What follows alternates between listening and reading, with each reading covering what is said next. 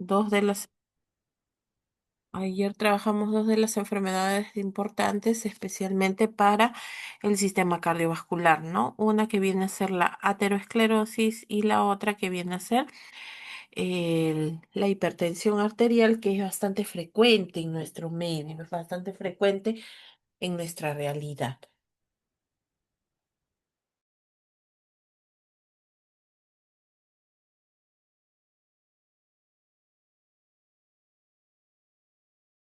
Listo, a ver, vamos entonces. Habíamos dado las recomendaciones e inclusive las complicaciones que se pueden dar si es que la persona no lleva un control, no lleva una medicación adecuada, ¿no? Porque todo eso, la medicación te la da el, si es el médico general, o puede ser también, dependiendo si es muy complicado lo que es la hipertensión, lo da el cardiólogo.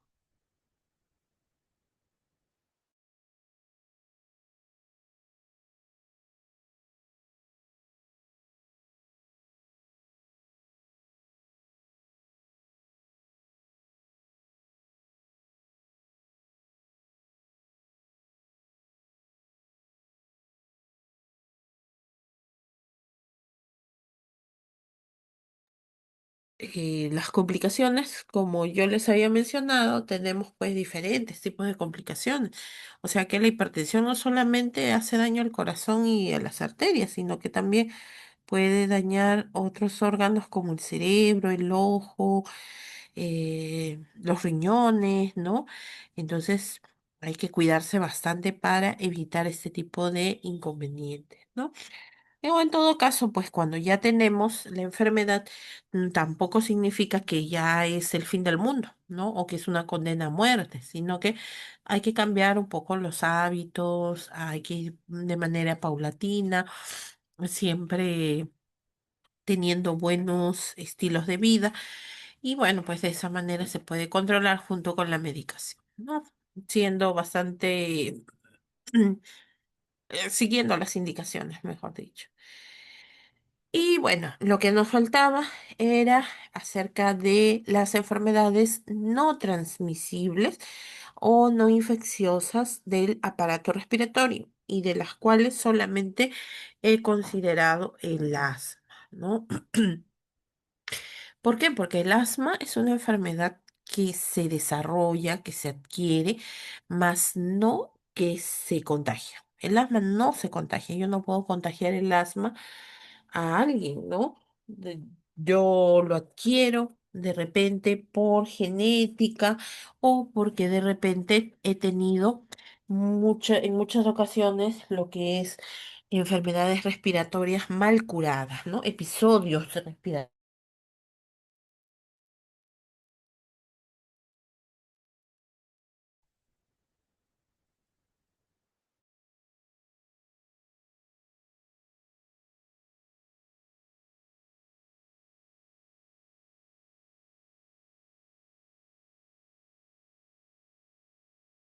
Listo. Disculpen nuevamente, se ha ido la señal, pero bueno, ahí vamos a continuar. Como les estaba mencionando, pues el asma, ¿no? El asma viene a ser, por eso es que cuando nosotros tenemos un episodio respiratorio, sea un resfrío, sea algún tipo de problema como gripes, entonces nosotros tenemos que guardar reposo, seguir las recomendaciones y sobre todo, si nos dan algún tipo de tratamiento, seguir al pie de la letra para evitar que ese tipo de situaciones se acumulen, este tipo de situaciones se convierta en algo crónico como es el caso del asma, ¿no? A ver, vamos a ver. ¿Qué cosa viene a ser el asma? El asma es una enfermedad en la que se inflaman los bronquios, ¿no? Dentro de de las vías respiratorias que se manifiesta esta enfermedad vienen a ser en los bronquios. Sabemos por anatomía que existen diferentes ramificaciones de bronquios. Tenemos los bronquios primarios, secundarios, terciarios, los bronquiolos, y cada vez que se va ramificando más, se van volviendo más delgadas, más pequeñas, ¿no? Ahora, este tipo eh, de vías respiratorias reaccionan frente a situaciones como, por ejemplo, el polvo, el polen, ciertos alergenos que pueden afectar a las paredes de estas vías respiratorias, de los bronquios, ¿no? Entonces, aquí, por ejemplo, vemos que se inflaman, esta inflamación puede ser de forma recurrente o continua, o sea que es bastante frecuente este tipo de situación, ¿no? Y por lo tanto, ya se hace bastante común. Ahora, no hay que confundir asma con broncoespasmo. ¿Por qué? Porque a veces pensamos, ah, no, la persona se le cierra, ¿no? Las vías respiratorias, empieza a tener falta de aire y automáticamente pensamos, no, ya seguramente tiene asma. Y no es así. No, a veces puede suceder que hay personas que son alérgicas, ¿no? Puede pasar. Son alérgicas y de repente tienen un episodio alérgico y como una medida de protección, las vías respiratorias se cierran. Ya se cierra y empieza a producir mucosidad.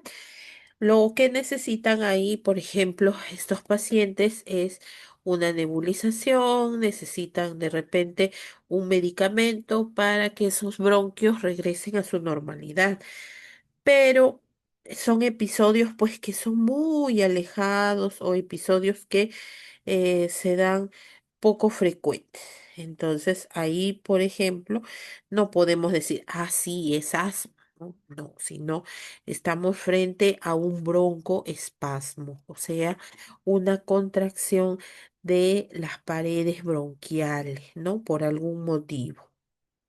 Puede ser también por la presencia una reacción alérgica a algún medicamento, puede ser de repente porque tiene alergia a algún alimento, entonces por eso, y no precisamente porque tienen asma, ¿no?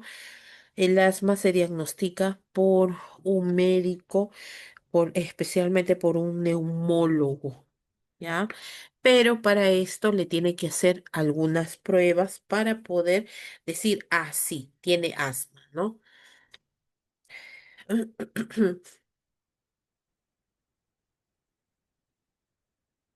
A ver, el asma sucede habitualmente en forma de crisis. Sí, porque a la persona le empieza a faltar el aire, empieza a respirar más rápido y obviamente eso causa pues una sensación de ansiedad, de angustia, la falta de aire, ¿no? Ay, me pasé. Esto se da frecuentemente en las personas que ya están diagnosticadas o en las personas aún así que no estén diagnosticadas, pueden tener episodios probablemente en ciertas épocas del año, como por ejemplo otoño y primavera, ¿no? ¿Por qué? Porque justo en los cambios de clima es ahí donde se ve afectado mucho más lo que es la salud respiratoria, ¿no?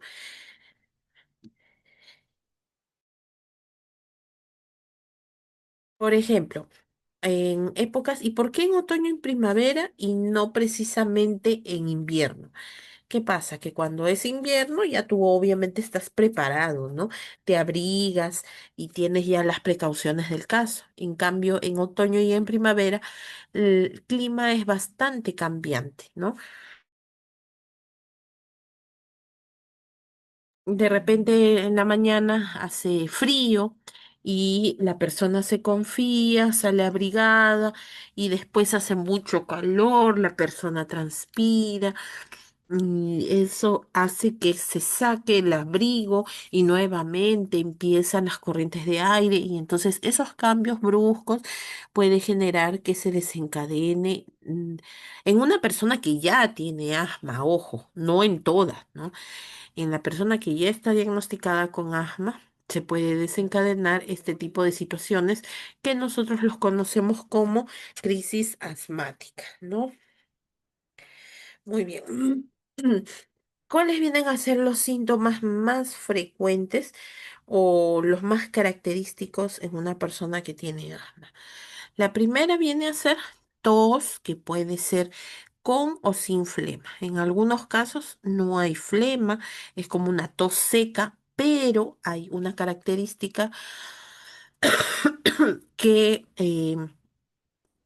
que lo distingue de otras enfermedades respiratorias, ¿no? Puede ser con flema, como les digo, con secreción o sin secreción. Pero aquí viene la diferencia.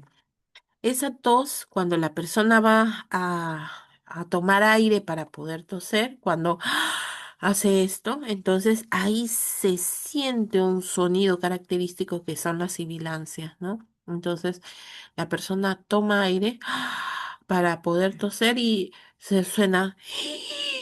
Ay, eso es algo característico de las personas que ya tienen asma, ¿no? Las famosas sibilancias. Y ese sonido, ¿por qué se produce? Porque los bronquios, al contraerse o al reducirse de tamaño, ¿qué es lo que va a generar? Va a generar que se bloquee el paso del aire y genera pues también este sonido particular, ¿no? Después también va a tener sudoración. Claro, la persona va a sudar frío porque no puede respirar, se siente agotado, cansado. Va a tener fatiga, disnea, dificultad respiratoria, ¿no? Es algo bastante común en las personas con asma que tienen dificultad respiratoria. Se cansan para poder hablar, ¿no? Rápidamente. También tiene opresión en el pecho, no en el mismo corazón, sino en toda el área de los pulmones. Siente que le oprime, que le ajusta, le duele, ¿no? Y eso es por la formación de secreciones que se da en los bronquios y que como están adheridos a las paredes de los bronquios no se puede expulsar, ¿no?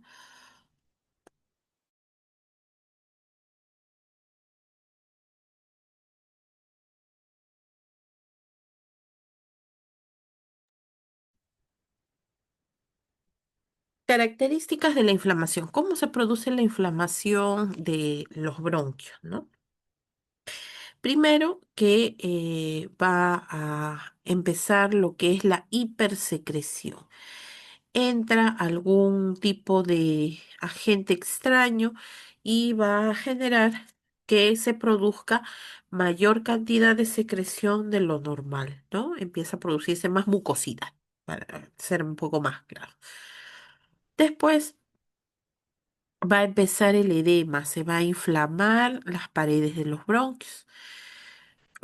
Al inflamarse, va a haber un broncoespasmo. El bronquio se reduce de tamaño, ¿no? Se vuelve más angosto y por lo tanto no va a pasar el aire normalmente.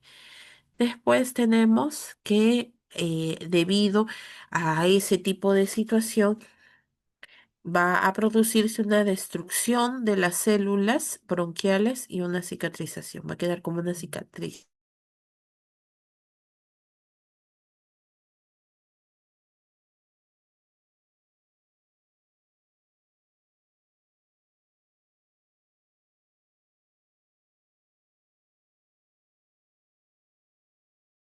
Ya. ¿Y por qué se produce eso? Porque la persona al hacer esfuerzo, como no puede respirar bien, va a tratar de toser y toser y toser para poder expulsar esa secreción o esa flema, ¿no?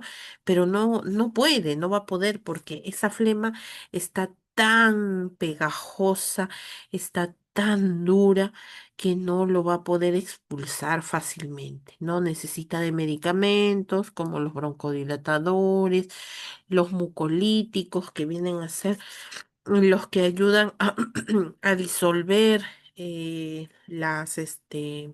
estas secreciones que se encuentran adheridas a las paredes de los bronquios, ¿no? Y por eso, al hacer ese esfuerzo, es lógico que se va a formar una cicatriz. O sea que cada vez las paredes bronquiales se van volviendo un poco más duras, ¿no? Por eso es bueno que cuando la persona se le diagnostica esta enfermedad, se le tiene que informar y tiene que cuidarse, tiene que controlarlo, ¿no? ¿Se puede llegar a controlar? Sí, sí se puede llegar a controlar. La persona con asma puede llegar a tener una vida normal, sí, siempre y cuando pues siga las recomendaciones, nada más, ¿no? Muy bien, listo. ¿Cómo se diagnostica? ¿Cómo puedo saber? Como les dije, no es simplemente, voy a tengo tos con flema y tengo disnea y ya, de repente tengo asma. No, no es así.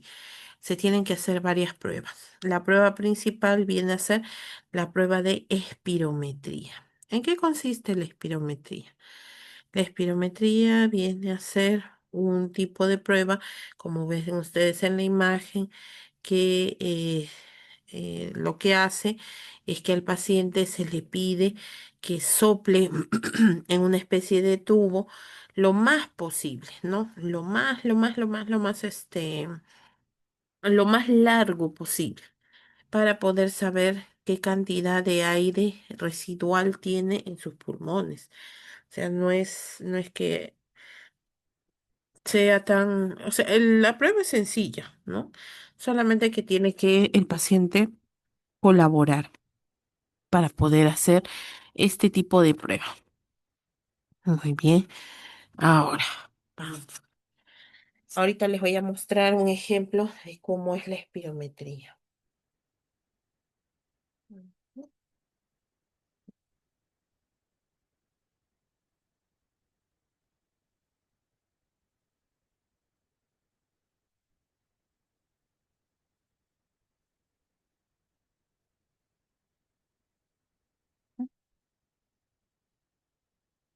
Después otro viene a ser la radiografía. La radiografía viene a ser pues como una foto interior de los pulmones. Esto nos va a permitir saber cómo se encuentra la salud de los pulmones, de si es que los bronquios están dilatados o hay secreciones.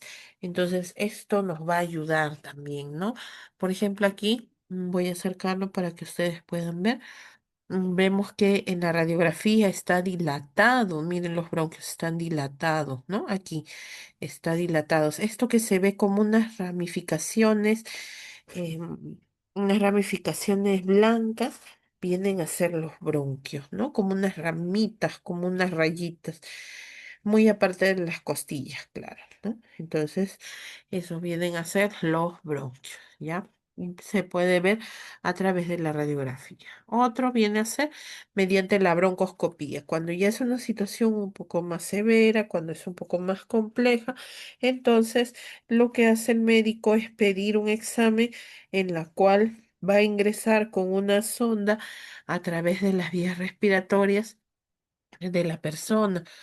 Va a poder ver en vivo y en directo cómo están sus bronquios, si están dilatados, si están libres, si están bloqueados por las secreciones, ¿no? Se va a poder ingresar y poder ver. Entonces, esos vienen a ser los tipos de prueba que se realizan, ¿no? A ver,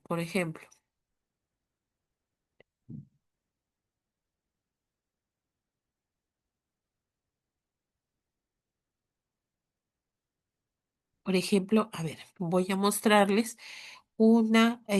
cómo se hace la espirometría, ¿no? A ver, vamos a ver.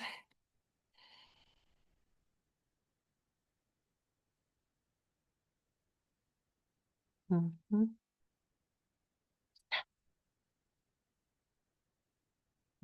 que puedan ver cómo es que se hace esta prueba. Esta prueba es bastante sencilla, ¿no? Nos permite saber la capacidad pulmonar de una persona. Me avisan cuando ya se logre visualizar.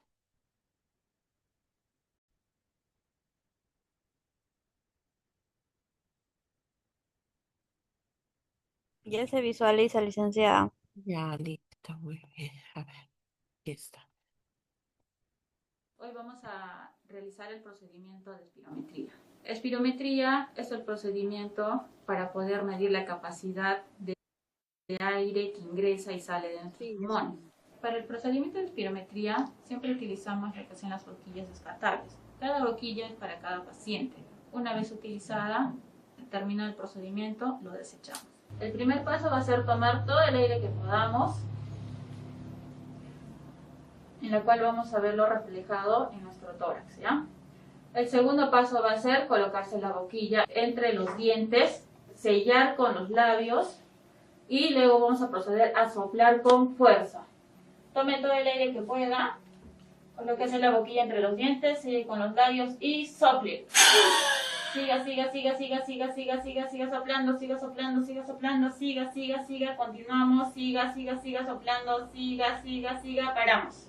En esta prueba tenemos 8 intentos, de los cuales tenemos que tener dentro de esos 8 intentos 3 buenos soplidos que cumplan los criterios para que puedan ser una espirometría normal.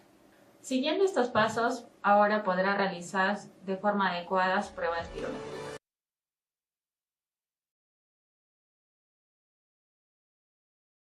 Listo, ¿se dan cuenta? Ya ven, utilizo una boquilla que parece, ¿no? Como un tubito de plástico que se adapta al equipo y por medio de, por eso les decía, es bastante sencillo, solamente que le recomiendan que tome la suficiente cantidad de aire para que pueda realizar la prueba. Cuando nosotros tomamos aire, lo que hacemos es, bueno, tener un aire residual, o sea, se queda un residuo de lo que viene a ser el aire en nuestros pulmones, ¿no? Entonces, ahí nosotros vamos a ver cuánto es el aire residual que queda, ¿ya? Por eso le dice, siga, siga, siga, siga, siga, siga, siga soplando, soplando, soplando hasta que ya se ve en el gráfico que ya no da más, ¿no? Entonces, eso viene a ser, por medio de ese examen, se hace lo que es la espirometría. Y así también se puede saber cuando la persona tiene asma, ¿no? Muy bien. Ok, seguimos. ¿Cuál viene a ser el tratamiento? El tratamiento más recomendado de lo que es la, de lo que viene a ser el asma, tenemos, por ejemplo, lo que es los corticosteroides inhalados. ¿Cuáles vienen a ser estos corticoides inhalados? Los famosos inhaladores, ¿no? Tenemos, por ejemplo, el salbutamol, tenemos el bromuro de hipatropio, tenemos la beclometasona, ¿no? Entonces, todos estos van a ayudar a que se pueda abrir las vías respiratorias, ¿ya? Muy bien.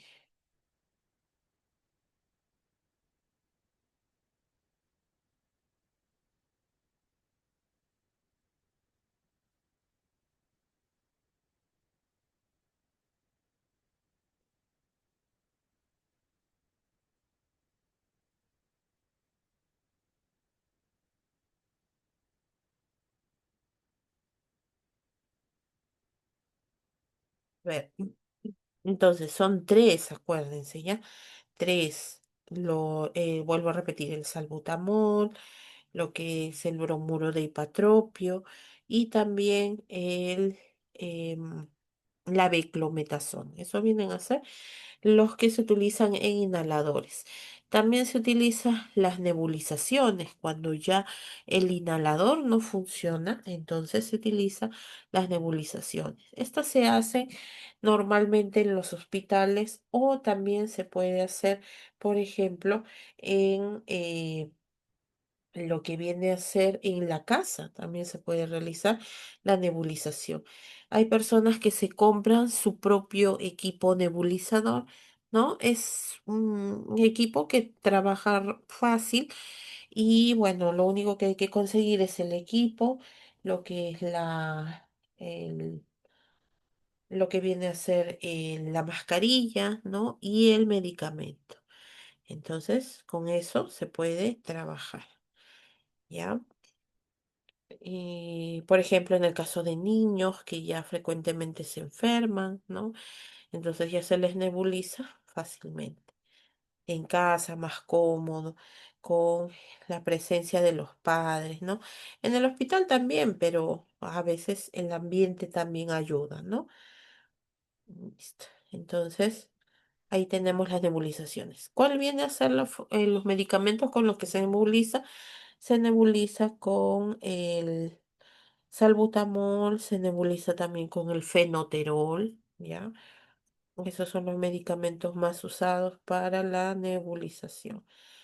Muy bien. Ahora, también existen otros medicamentos que, por ejemplo, después de la nebulización, ¿qué se recomienda? Se recomienda que la persona, cuando ya haya terminado de nebulizar, le dé unos pequeños golpecitos en la espalda al paciente para que con esos golpecitos que nosotros le vamos a hacer, va a ayudar a que los pulmones vibren, ¿no? O sea, las vías respiratorias tengan una pequeña vibración y así pueda expulsar las secreciones, ¿ya? Entonces se recomienda eso, lo que nosotros conocemos como palmoterapia. Ahora, también se recomienda el uso de algunos mucolíticos. ¿Qué significa? Que va a ayudar a disolver las secreciones, ¿no? Por ejemplo, tenemos lo que es uno bastante conocido, que es la acetilcisteína. Seguramente ustedes lo conocen, si les deben haber recomendado, ¿no? Para sus niños de repente acerca de lo que es este tipo de medicamento. Y es muy bueno. Es bastante bueno. Se tiene que tomar, por ejemplo, como son efervescentes, se toma dependiendo de cuántos miligramos viene. La acetilcisteína tiene diferentes nombres comerciales, ¿no? Tenemos lo que es tenemos lo que es lo que viene a ser el fluimicil, el mucosolvan, ¿no? Así viene con diferentes nombres. Y dependiendo de cuántos miligramos o la concentración del medicamento se utiliza. Si es de 200 miligramos, se utiliza 3 veces al día. Si es de 600 miligramos, solamente 1 vez al día. ¿Cómo se hace? Como vienen efervescentes o vienen sobres, ¿ya? En medio vaso de agua tibia, tibia, no caliente ni fría, se disuelve todo el contenido, puede ser un sobrecito o puede ser una pastilla efervescente, se disuelve, se da la vuelta y se da a tomar al niño o a la persona adulta, ¿no?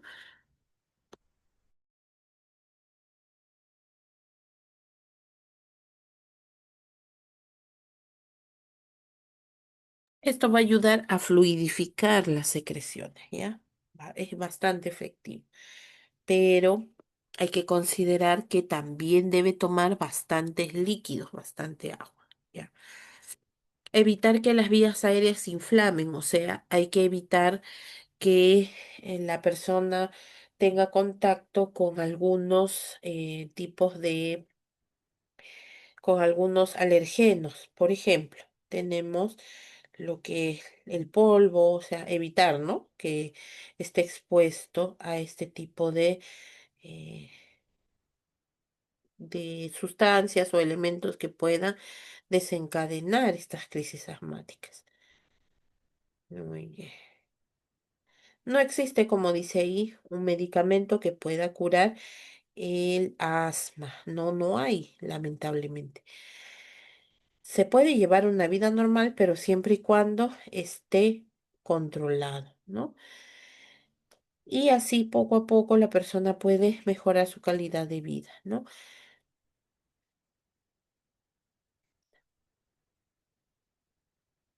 Factores que pueden desencadenar el asma. tenemos los antecedentes familiares de asmáticos, o sea, tenemos que conocer si de repente la persona ha tenido dentro de la familia alguien que es asmático, ¿no? Puede suceder. Después tenemos los alergenos como la lana, el polvo, el polar, el polen, el humo, los perfumes, todo eso. Hay que cambiarlo, ¿no? Hay que evitarlo.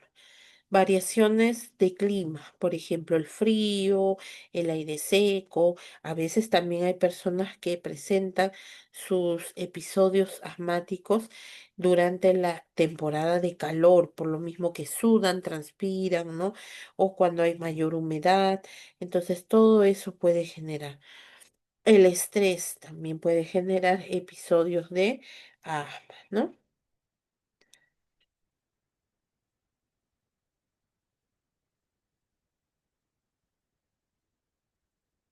Muy bien. Mm, mm. Tenemos los contaminantes del ambiente, como el humo de los carros, el cigarro, los perfumes, los detergentes, la gasolina, estos productos que ahora últimamente se utilizan, que vienen a ser los enjuagues, ¿no? Entonces todo eso también puede generar o desencadenar lo que es las crisis asmáticas. Tenemos la gripe continua, personas que se enferman constantemente, que se enferman de manera frecuente y no se curan a tiempo, ¿no? Entonces todo eso puede desencadenar. Tenemos tipos de desencadenantes. Por ejemplo, tenemos el desencadenante de tipo alergénico, como el humo, tenemos lo que es las plantas, ¿no? Como el polen, el polvo que se adhiere a las hojas. Hay algunas plantas que dan muchas flores, entonces todo eso, ¿no?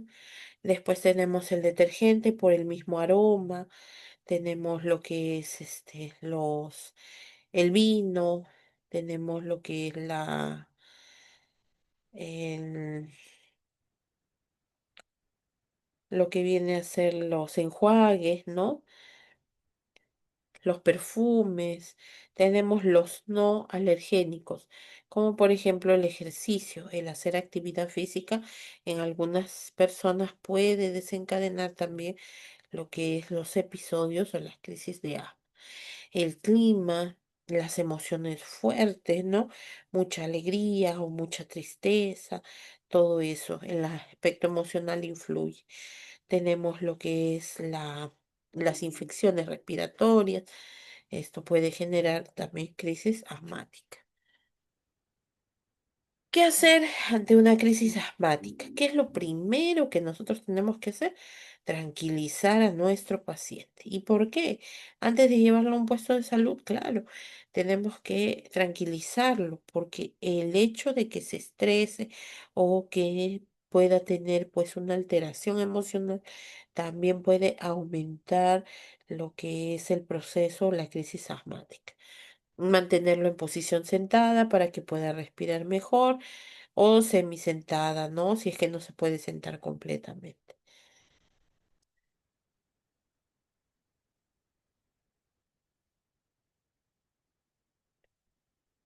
Listo. Después, ya cuando está la persona un poco ya más tranquila, porque eso sí, no significa que al tranquilizarlo va a pasar el episodio asmático, no. Tenemos de todas maneras que pedir ayuda, ¿no? Para ver o preguntarle si ya tiene su medicación, ya tiene su medicamento para poder, pues, darle o administrarle, ¿no? Y así pueda bloquear la crisis asmática. Después proceder a llevarlo al paciente a un centro de salud lo más cercano posible. Ya ahí lo más probable es que le van a dar oxígeno para poder ayudarlo, ¿no? Con lo que viene a ser la respiración. Eh, Sí, Mau. y después le van a nebulizar. Pero siempre cuando nosotros tenemos problemas respiratorios o procesos respiratorios, siempre debemos tener en cuenta que los líquidos son muy importantes, que tiene que tomar bastante líquido para poder evitar una deshidratación, ¿no? Entonces, eso es muy, muy importante. Muy bien. Pues, a ver, vamos a ver. El asma y la genética. Hay personas que llegan a desarrollar el asma porque tiene la tendencia o la probabilidad de desarrollar esta enfermedad porque ya lo tienen en la familia, ¿no? Entonces hay que considerar eso también, que es muy importante, ¿ya? También existe asma ocupacional. ¿Y qué quiere decir esto? Significa que hay personas que dependiendo del tipo de trabajo que tengan o que puedan desarrollar, pueden también tener asma, ¿no? Entonces, eso, por ejemplo, en el caso de las personas que trabajan con polvo, en el caso de las personas que trabajan con madera, con cemento, con arena, inclusive el polvo de los granos, o sea, trabajan en lo que vienen a ser los cereales, ¿no? Trigo, quinoa, ¿no? O inhalan ciertos líquidos o sustancias como las sustancias de limpieza o la gasolina, ¿no? Entonces, cuando es muy, muy frecuente por muchos años, sí puede afectar o puede ocasionar daño, ¿no? También tenemos lo que es la caspa de los animales, los hongos u otros químicos. Por ejemplo, cuando vemos una casa que está con moho, con hongos, entonces hay que evitarla o en todo caso ingresar con mascarilla para que ese tipo de esporas que elimina el hongo no nos afecte en la vía respiratoria. También tenemos otras profesiones en las cuales pues puede desarrollar lo que es el problema del asma en los panaderos, en los fabricantes de detergentes, fabricantes de medicamentos porque utilizan sustancias químicas, los granjeros, trabajadores de silos de granos, trabajadores de laboratorio por el mismo tipo de sustancias químicas. em,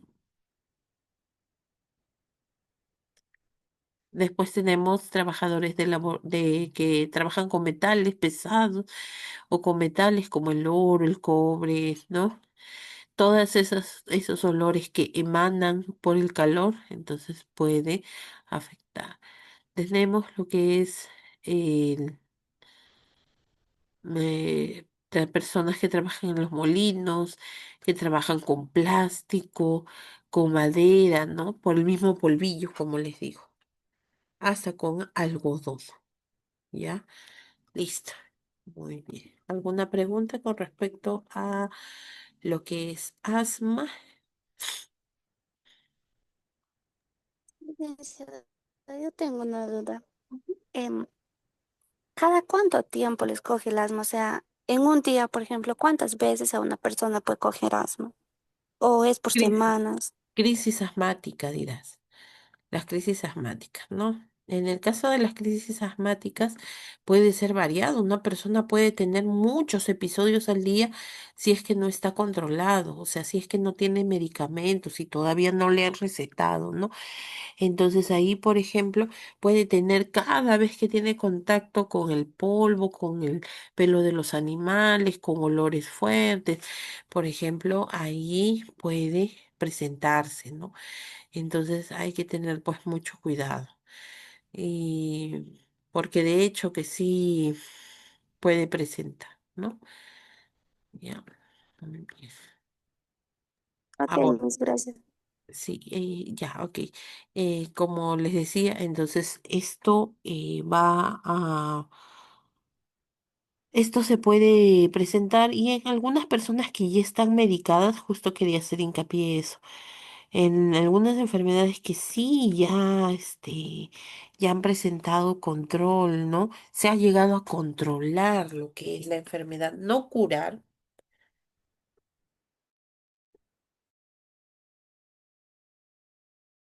Como les digo, no se puede curar, pero por lo menos sí se puede controlar, ¿no? Entonces ahí, por ejemplo, sí, bueno. se recomienda pues el uso constante de los medicamentos, inclusive también el hecho de la alimentación. Se prohíben algunos alimentos por las reacciones alérgicas, porque algunos alimentos envasados tienen, ¿no? Preservantes, tienen ciertas sustancias que pueden alterar, generar también lo que es el- las crisis asmáticas, ¿no? Entonces, hay personas que no presentan durante meses, lo que es el asma, ¿ya? Entonces, sí, sí se puede dar. ¿Alguna otra pregunta?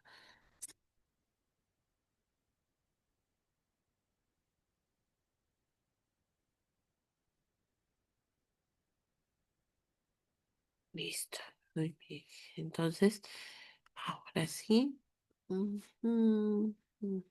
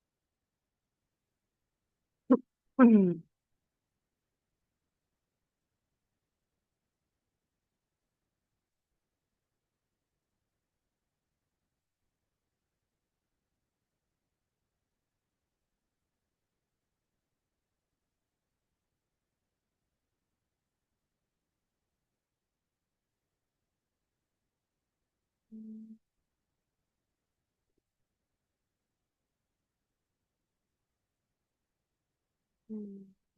Como ya les había mencionado, el día de hoy vamos a tener el examen eh, de enfermedades parasitarias, ¿no? Ahí justo lo estoy programando en lo que es el Classroom.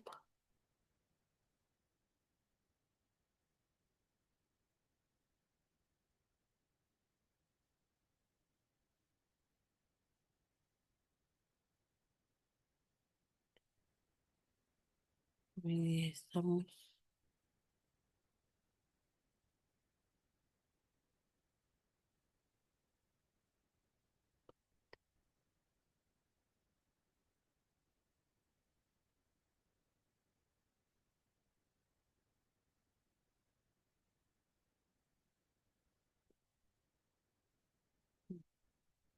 Bueno,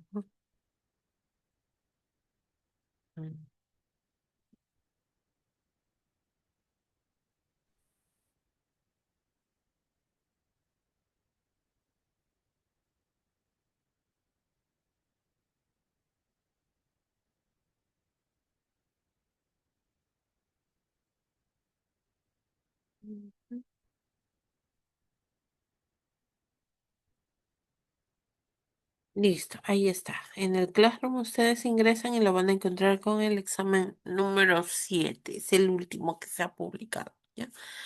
A ver, me confirman si ya se puede visualizar. Ya han ingresado. Sí, ya está, ya, Ya, licenciada. listo. Ok.